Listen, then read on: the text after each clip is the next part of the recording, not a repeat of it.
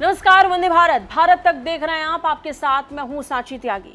Iran और Israel के बीच इस वक्त भीषण जंग छिड़ी है।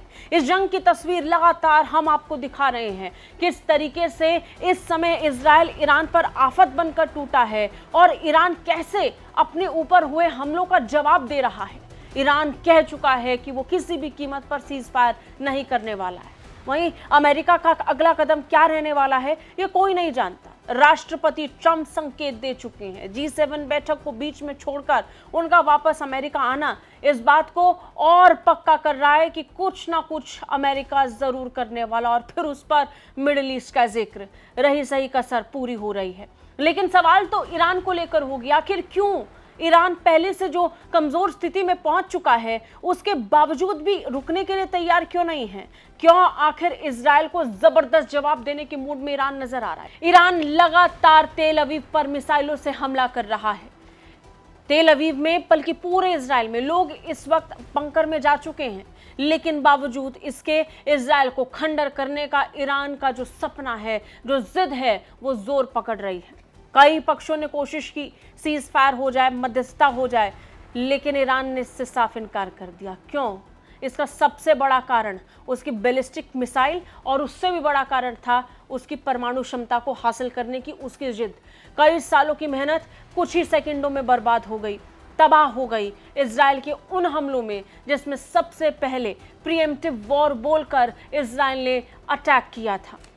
सबसे ज्यादा नुकसान ईरान को नतांज में हुआ। नतांज वही शहर जहां पर एक बड़ी न्यूक्लियर फैसिलिटी तैयार की जा रही थी। भारी मात्रा में यहां यूरेनियम मौजूद था। इजराइल का तो ये दावा था कि इस साल के अंत तक ईरान 9 परमाणु बम बनाने वाला था, और इसी महीने के अंत तक वो 2 परमाणु बम बना चुका होता। इतना बड़ा दावा इजराइल ने जब पेश किया तो IAEA की तरफ से भी कुछ जानकारियां हमें हासिल हुई हैं। IAEA की तरफ से बताया गया कि कितना भारी नुकसान इस पूरे इलाके में, नतांज में, ईरान को हुआ है। और यही सबसे बड़ा कारण भी बना कि ईरान ने इजराइल पर ताबड़तोड़ हमले किए।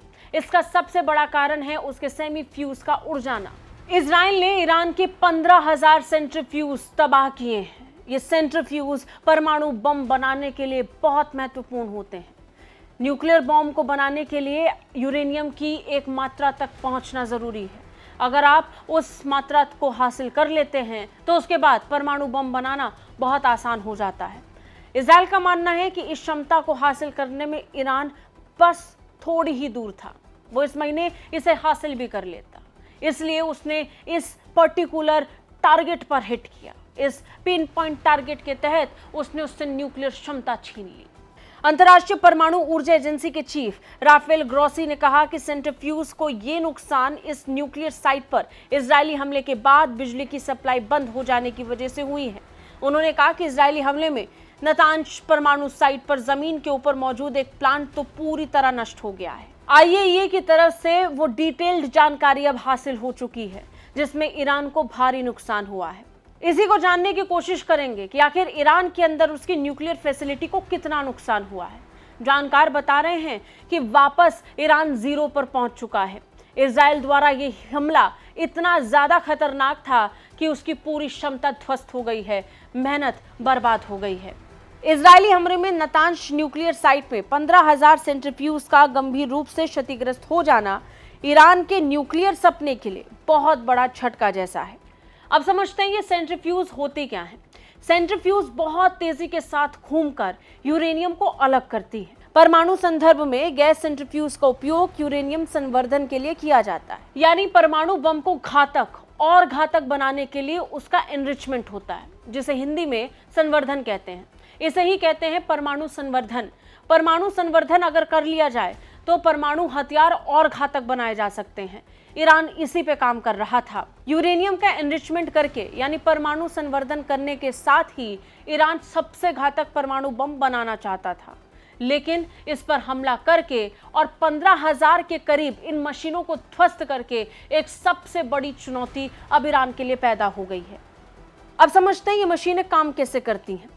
ये मशीनें यूरेनियम हेक्सोफ्लोराइड गैस को तेजी से घुमाकर यूरेनियम 235 आइसोटोप को यूरेनियम 238 से अलग करती हैं। U-235 वो आइसोटोप है जिसका विखंडन होता है, यानी कि इसे तोड़ा जाता है, और इसका इस्तेमाल परमाणु बम बनाने या परमाणु ऊर्जा पैदा करने में होता है। परमाणु बम बनाने के लिए वेपन्स ग्रेड यूरेनियम की आवश्यकता होती है, यानी कि ऐसा यूरेनियम जिसमें U-235 की शुद्धता 90% से ज्यादा हो। लेकिन प्राकृतिक यूरेनियम में U-235 की मात्रा केवल 0.7% होती है, इसलिए इसे सेंट्रीफ्यूज किया जाता है। सेंट्रीफ्यूज का उपयोग इसे संवर्धित यानी कि शुद्ध करने के लिए किया जाता है। सेंट्रीफ्यूज यूरेनियम गैस को उच्च गति से घुमाते हैं, जिससे हल्का U-235 भारी U-238 से अलग हो जाता है। इस प्रक्रिया को कई बार दोहराया जाता है ताकि U-235 की उच्च सांद्रता प्राप्त हो। बता दें, अधिक शक्तिशाली सेंट्रीफ्यूज जैसे ईरान के IR-2M या IR-6 इस प्रक्रिया को तेज और कुशल बनाते हैं। परमाणु बम बनाने की प्रक्रिया में ये बहुत जरूरी कदम है। अब इस पर IAEA की तरफ से बताया गया कि इन्हीं मशीनों को सीधे सीधे ध्वस्त करके इजराइल ने ईरान को बड़ा झटका दिया, क्योंकि इन तक पहुंचने वाली पावर सप्लाई पूरी तरह ठप पड़ गई थी, जिसके बाद ये बाधित हो गई और इसका बनना बीच में ही रुक गया। अंतर्राष्ट्रीय परमाणु ऊर्जा एजेंसी के चीफ राफेल ग्रोसी ने कहा कि इस्फहान परमाणु स्थल पर 4 इमारतें भी क्षतिग्रस्त हुई हैं, लेकिन भूमिगत फोर्डो संवर्धन संयंत्र में कोई नुकसान नहीं हुआ।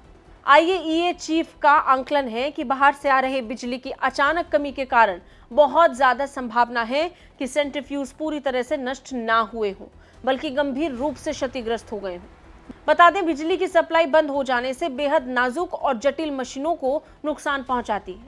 ये मशीनें ही अत्यधिक स्पीड में घूमकर यूरेनियम एनरिचमेंट को संभव बनाती है।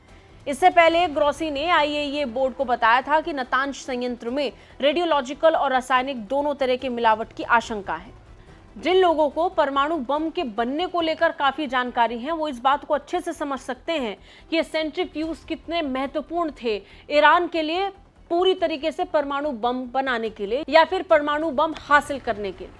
बहुत ज्यादा जरूरी था कि घातक तरीके के परमाणु बम को बनाने के लिए यूरेनियम की क्वालिटी पर काम किया जाए।